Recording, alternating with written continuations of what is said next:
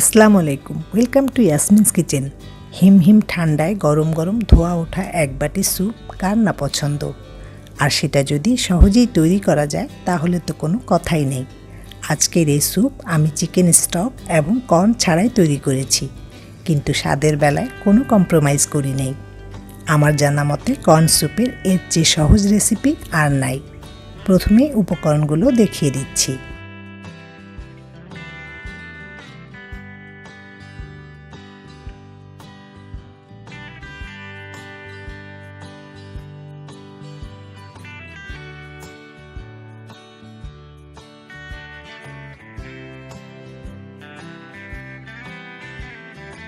এখানে 2টা ডিম নিয়েছি, কাঁটা চামচ দিয়ে ডিম 2টা ভালোভাবে ফেটিয়ে নিচ্ছি।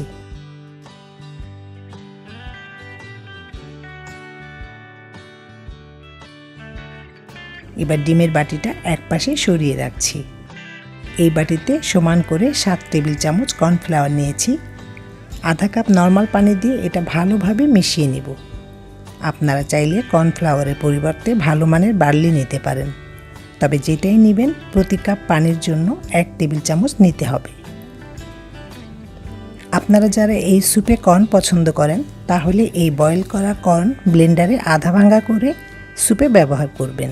আমার বাসায় এটা কেউ পছন্দ করে না, তাছাড়া বাড়তি ঝামেলা এড়াতে আমি কর্ন ছাড়াই শুধু কর্নফ্লাওয়ার দিয়ে কর্ন স্যুপ তৈরি করে থাকি।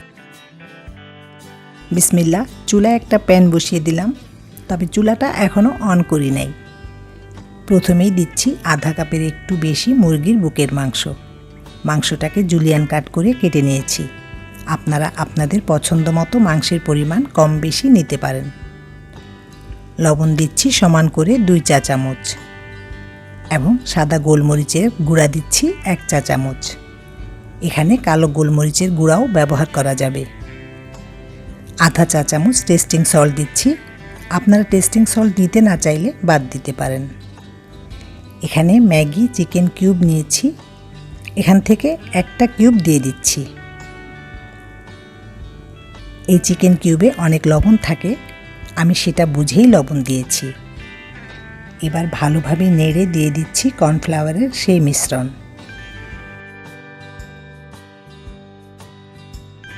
একটু নেড়ে সব কিছু ভালোভাবে মিশিয়ে নিচ্ছি। আপনারা কর্ন বা ভুট্টা ইউজ করলে ব্লেন্ড করে এই পর্যায়ে দিয়ে দিবেন।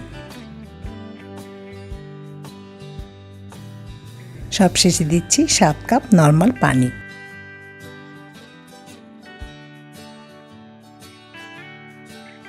এবার চুলা জ্বালিয়ে দিয়েছি এবং চুলার জাল বাড়িয়ে সারাক্ষণ নাড়তে হবে, কারণ এতে কর্নফ্লাওয়ার দেয়া আছে।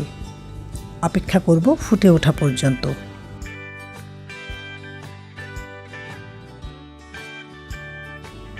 স্যুপ ফুটে উঠেছে।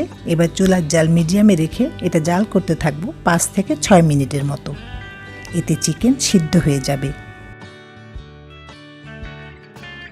প্রায় 6 মিনিট পর এখন চিকেন সিদ্ধ হয়ে গেছে। এবার ডিমের সেই মিশ্রণ এক হাতে আস্তে আস্তে দিব আর এক হাত দিয়ে নাড়তে থাকবো। দেখে নিশ্চয়ই বুঝতে পারছেন ডিম আমি খুবই অল্প করে দিচ্ছি, একসাথে বেশি ডিম ঢেলে দিবেন না।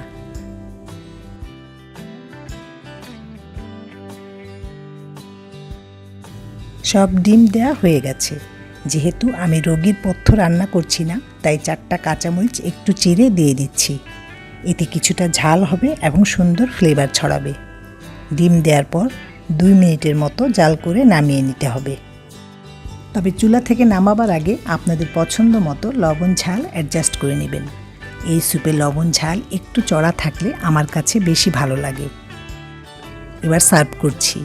কম খরচে অল্প সময়ে এই স্যুপ যে কেউ তৈরি করতে পারবেন। রেসিপিটি অবশ্যই ট্রাই করবেন।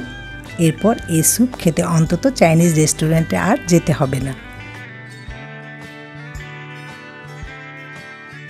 সামান্য কিছু ধনেপাতা উপরে দিলে স্যুপের টেস্ট অনেক বেড়ে যায়। ভালো লাগলে চ্যানেলটি সাবস্ক্রাইব করবেন। আজ বিদায় নিচ্ছি। ভালো খাবেন, ভালো থাকবেন। আল্লাহ হাফেজ।